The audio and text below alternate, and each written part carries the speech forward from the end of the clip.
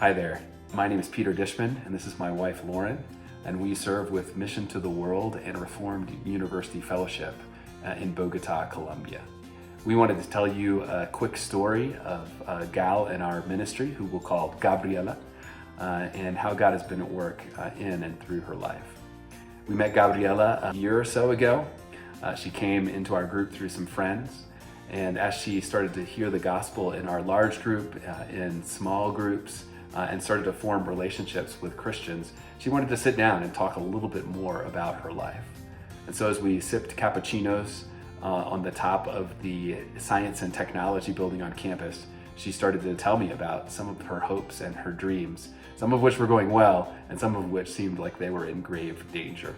That led us to talk about where she was really putting her identity, where she was placing her sense of purpose and meaning, and whether those things could really sustain what she was looking for and longing for in life.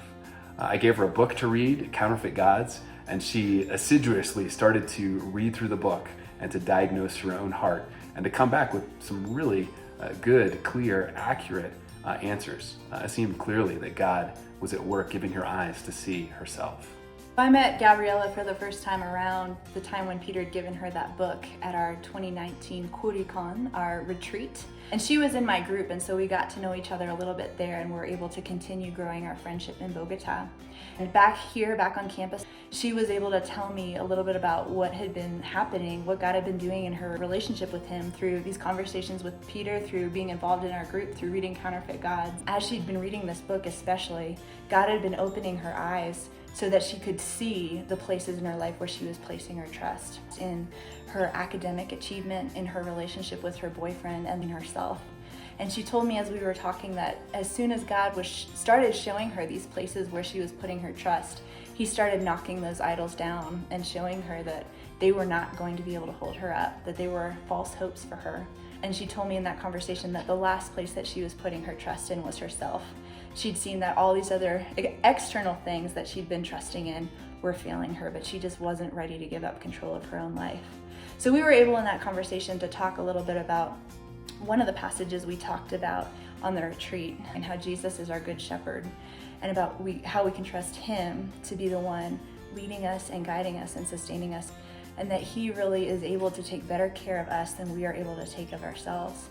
So I told her that I would be praying for her, and we'd keep talking as she continued on her journey to see that her good shepherd was calling her. Fast forward to March, 2 days before the quarantine started, Gabriela came over here because she wanted to tell me that she'd finally put her trust in the good shepherd. She'd finally come to a point in her life where she saw that she couldn't hold it together, and she'd finally seen that his leading, his guiding was sweeter.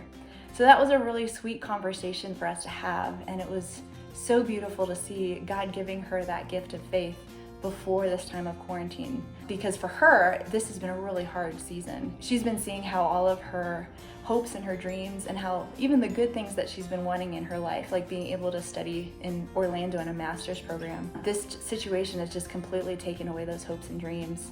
But instead of being bitter about that, and instead of getting angry, she's seeing in a deeper way how this actually is God's provision for her, how he's taking everything away, and it feels like she's walking through the valley of the shadow of death.